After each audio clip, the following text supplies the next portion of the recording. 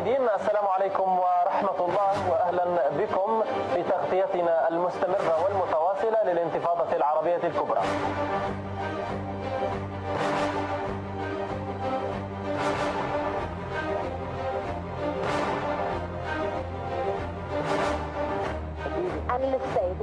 أسقط ما يقارب 1542 مدرعا.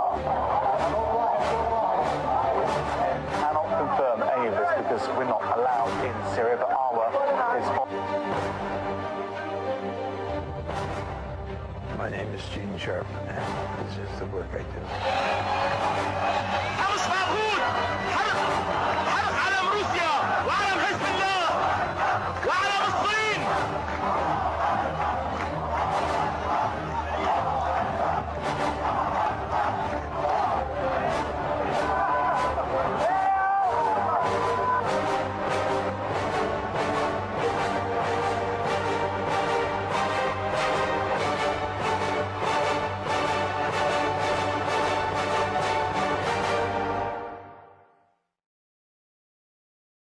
Certain that we stand at a defining hour. Halfway around the world, we are engaged in a great struggle in the skies and on the seas and sands. We know why we're there. We are Americans, part of something larger than ourselves. For 2 centuries, we've done the hard work of freedom, and tonight, we lead the world in facing down a threat to decency and humanity. What is at stake is more than one small country. It is a big idea, a new world order, where diverse nations are drawn together in common cause to achieve the universal aspirations of mankind: peace and security, freedom, and the rule of law. Such is a world worthy of our struggle and worthy of our children's future. The triumph of democratic ideas in Eastern Europe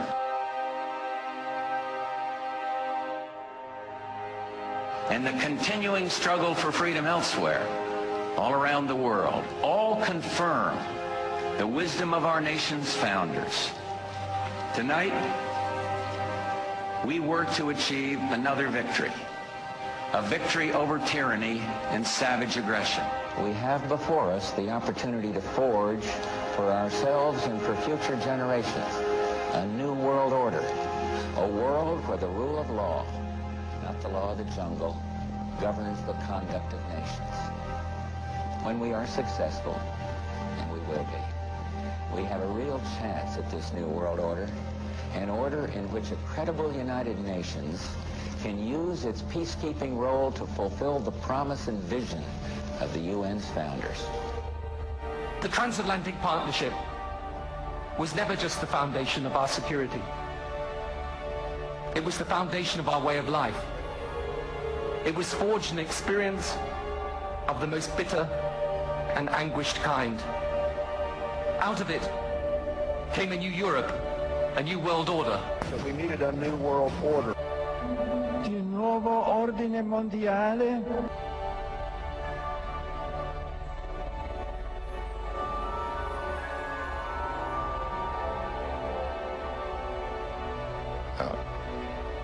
There's a need for a new world order, but it has different characteristics in different parts of the world. It's Sky News with Paula Middlehurst.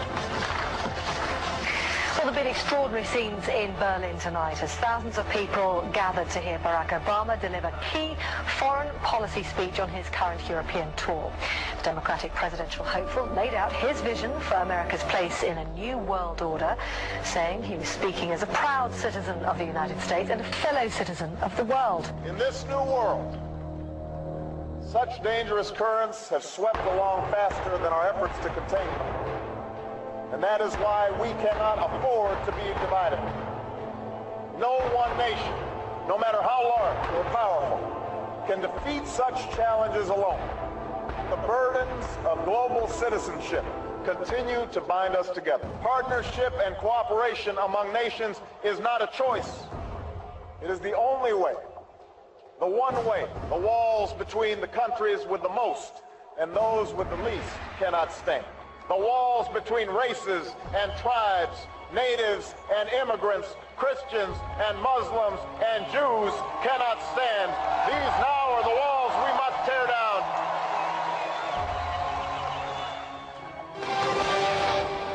More than 1,000 cadets graduated from West Point today, and their commencement speaker was their commander-in-chief, President Barack Obama. And despite the president's warning about a long, dangerous road ahead in the war on terror, they remain steadfast in their desire to serve.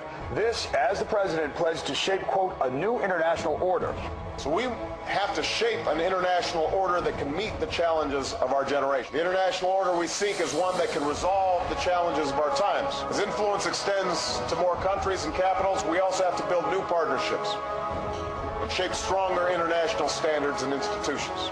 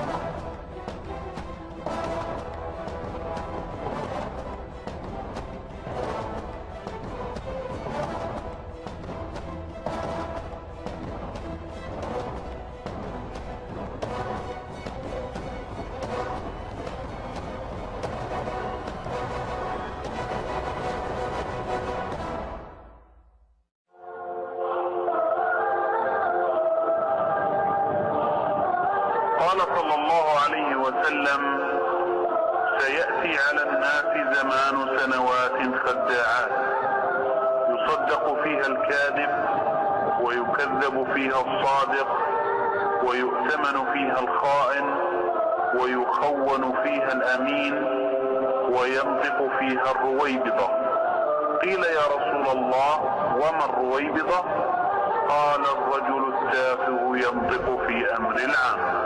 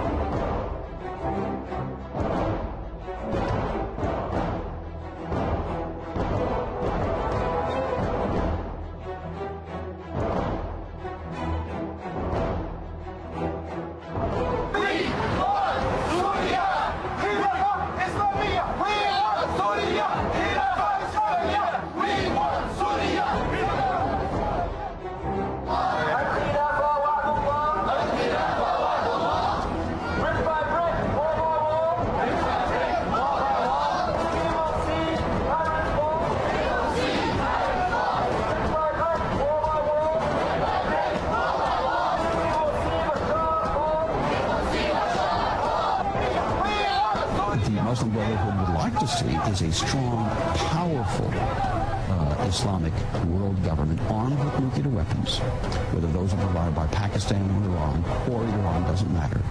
And they would be gradually eliminating Christian and Jewish influence.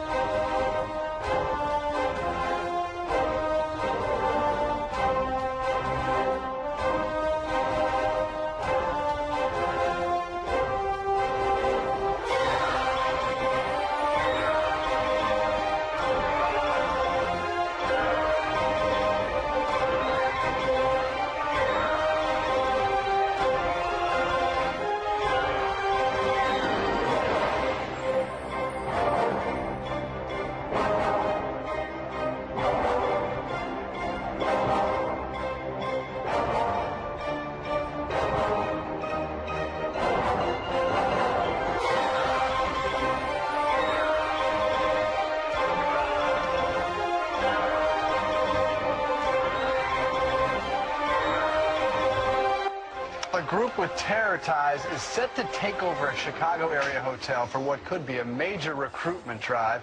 For the second year in a row, Hizb ut-Tahrir is slated to hold its second annual conference next month. The United States government does not view them as a terrorist organization, despite their linkages. Another potential power player who wants to restore the caliphate is Turkish Prime Minister Erdogan. The Obama administration saying there's nothing wrong with the Muslim Brotherhood. Hillary Clinton saying that the Muslim Brotherhood is modest, a moderate group. Nonsense. It has established the caliphate to reestablish Muslim domination around the world. Jeffrey, what's interesting is it sounds as though this group used to operate more in the shadows. They sometimes reserved conference rooms under a different name. They didn't necessarily tell people their mission statement. But now they're being more honest about it. Why the shift? Well, last year we saw the major shift that they wanted to be open because they're looking to recruit new members. Last December, they had another event at a government-managed facility at a Chicago suburb, which we also challenged. And they've had events in Canada and all around the world. They're looking to recruit to create more jihadists and more extremists.